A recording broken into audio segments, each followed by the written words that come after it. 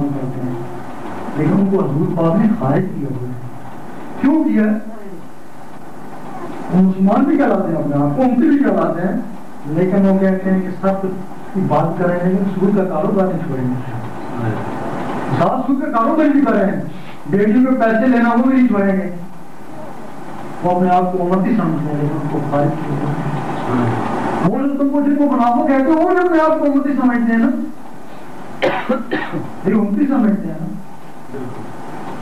وہ حضور پاک کی شان میں گستاخی کرنے والے وہ اس زمانے میں بھی تھے، اس زمانے میں بھی ہیں. ہو سکتا ہے تم سے کوئی ایسا گناہ ہوگا اللہ تعالیٰ نے تم کو سے خارج کر دیا، تمہیں تو پتہ نہیں، انسان کو پتہ نہیں. ہو سکتا ہے کسی نبی یا ولی کی شان میں تم نے گستاخی کری ہو، تمہارے شمار منافق نہ ہو، کوئی پتہ نہیں ہے نا جی. اس کے لیے جب تم امتی ہوئے تو تمہارا بچہ تمہارا حق تم کو ملے گا، نہیں تو تم امتی ہو تمہارا حق تم کو ملے گا. وہ تم کو پریکٹس بتائیں گے، طریقہ بتائیں گے. اگر اللہ اللہ تمہارے اندر چلا گیا تو پھر تم کو امتی ہی امتی ہو. پھر تم غوث پاک نے بھی تصدیق کر دی، حضور پاک نے بھی تصدیق کر دی، اب تمہیں کوئی خطرہ نہیں، کوئی خوف. اگر کوشش کے باوجود یہ اللہ اندر نہیں جاتا ہے، اس سے ڈرتے ہو، اس کے خلاف ہو تو پتہ نہیں تم خارج ہو، منافق ہو. صحیح ہے. اب یہ ہے کس کی یہ علم کبھی کر جاتا ہے جب کسی چیز کی انتہا ہو جاتی ہے نا، اس کا توڑ دیا ہے.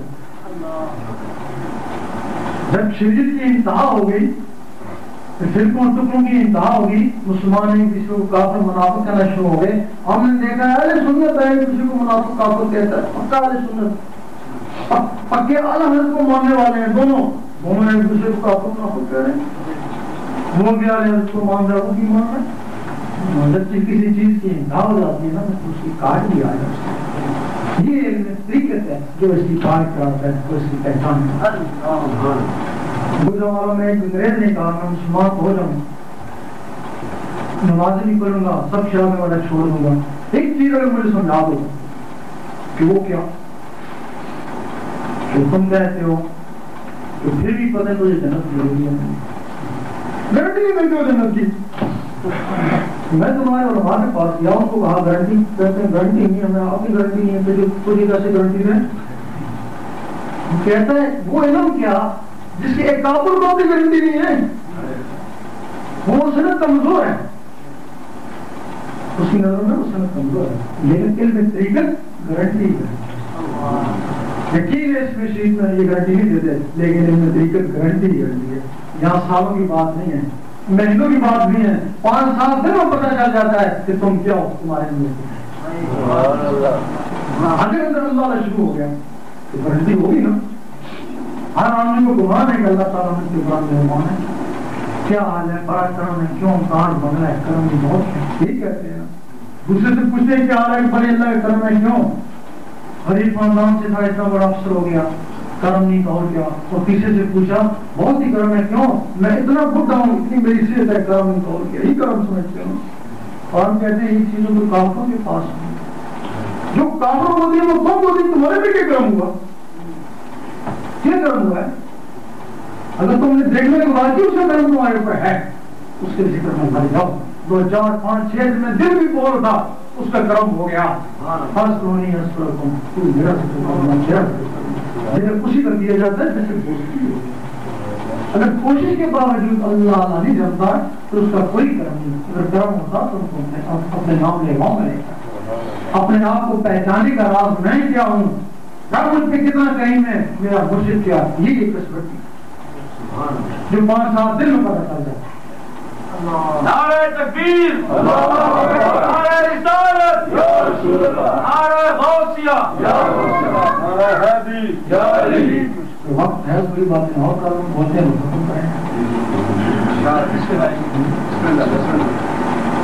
قسمت سے آگے فکر میں نامہ ہو جانا.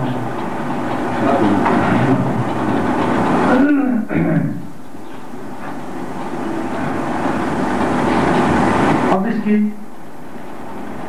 تھوڑی سی کیونکہ سارے تقریباً پاکستانی میں لگتے ہیں، یہ جو چیزیں تھیں یہ کاملان طریقے سے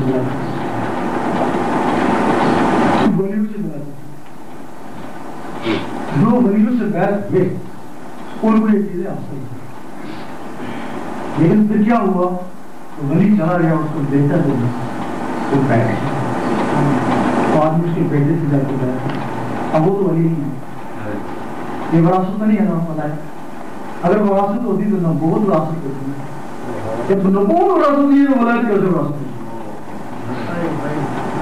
پھر آگے اس کا بیٹا، پھر اس کا بیٹا، پھر اس کا بیٹا، کئی نسلیں صدیوں سے اس سے چل رہی، کسی کو 200 سال ہوئے، کسی کو 400 سال ہوئے، وہ گدی نشین چل رہے ہیں، لوگ وہاں سے گدیوں سے نشینوں سے بیعت ہوئے ہیں۔ اب ان کے پاس یہ چیز نہیں ہے، ہر کوئی ولی کے پاس، جب ان کے پاس لوگ گئے شجرہ دے دی، بھائی شجرے سے تو صرف پتہ چلتا ہے نا اس کی نسبت کس سے ہے، شجرہ تو قرآن میں یہ لفظ تو نہیں ہے نا، بالکل صرف پتہ چلا کہ اس کی نسبت کس سے، اس کی نسبت کس سے، یہ کچھ پتہ چلا نہیں، بس 2-3 سال پڑھا، اس کے بعد چپ کر گیا، اور اسی پہ میرا مشکل رشوت دینے والا بھی مجرم، لینے والا بھی۔ اب اس کے بعد کیا ہوا؟ ہمارے عالموں نے دیکھا یہ خالی پیلی ہیں، ہمارے پاس علم ہے، ان کے پاس علم نہیں، کچھ عالم ہمارے تھے، انہوں نے بیعت کرنا شروع کیا، جب لوگوں کے پاس گئے مریض ہو گئے، کچھ سکھاؤ اللہ اللہ، کچھ منطق فلسفہ سکھا دیا، پھر وہ کیا نیم حکیم خطرہ جان تو نیم اللہ پھر جب اللہ نے مفتیوں نے دیکھا کہ یہ عالم ہمارے شاگرد تھے، اگر یہ بیعت کر سکتے ہیں تو 4 آدمی کے پیچھے ہم نہیں کر سکتے، انہوں نے بیعت کرنا شروع کیا، ایسے ہوا نا، ان لوگوں نے کہا کہ کچھ اللہ اللہ چھوڑو جلالی ہے، جنگل میں پتا ہو جائے گا، مار جائے گا، مسئلے مسائل سیکھ کر، وہ مسئلے مسائل تو علماء کا کام ہے، بس کچھ فتوے سکھا دیے، بس انہوں نے کیا کیا کہ فتوے لگانا شروع کیا، وہ قاری قاضی بھی لگا دی، ہم بھی لگا دی، انہیں کے شاگردوں نے، ہم نے پوچھا یہ کیا کہا ہو کہ اس نے بھی فتوا لگایا کہ تم تحقیق تو کرو، میرا پیٹی بھائی ہے، بس اس نے لگا دیا، ہم نے لگا دیا، یہ اس طریقے سے مسئلہ جو ہے نا یہ خراب ہے۔ اب رہا سوال بیعت کا مطلب بک جانا، اگر آپ نماز پڑھ سکتے ہیں اس لیے آپ کو بکیں، داڑھی لیے آپ کو بکیں، حافظ بن گئے بغیر بیعت کے، حافظ بن گئے تو پھر آپ کیوں بکتے ہیں؟ اس کام کے لیے بکے جو آپ کے بس میں نہیں ہے، کام بھی کوئی بڑا اہم کام ہے آپ کے بس میں نہیں ہے، اس میں اپنے آپ کو آپ نے بیچا نا، اس کو تو بک جاتا ہے، اس کو غلام کہتے ہیں، آپ بک گئے آپ غلام ہو گئے نا، آپ تو وہ کہے گا دبا دبانا بھی پڑے گا، مالش بھی کرنی پڑے گی، نظرانہ بھی کرنا پڑے گا، آپ تو بک گئے، تو پھر کس لیے بکے؟ آپ جا کے رسمی بکے ہو نہیں، اس لیے بکے جو تمہارے بس میں نہیں، تمہارے بس میں نہیں، تم یہاں سوتے رہو، ادھر حضور پاک کے قدموں،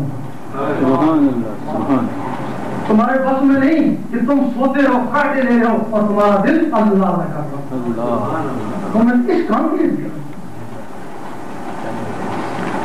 اب اگر تمہارا مرشد کامل ہے جدھر وہ جائے گا تم کو لے لے گا، جدھر وہ جائے گا، یقین کرو اگر کامل مرشد ہے، خدا اللہ والا ہے، گنہگار سے گنہگار بھی اس کو مرید ہے، وہ بھی جنت میں ملے گا۔ نعرہ رسالت، نعرہ حیدری، نعرہ غوثیہ۔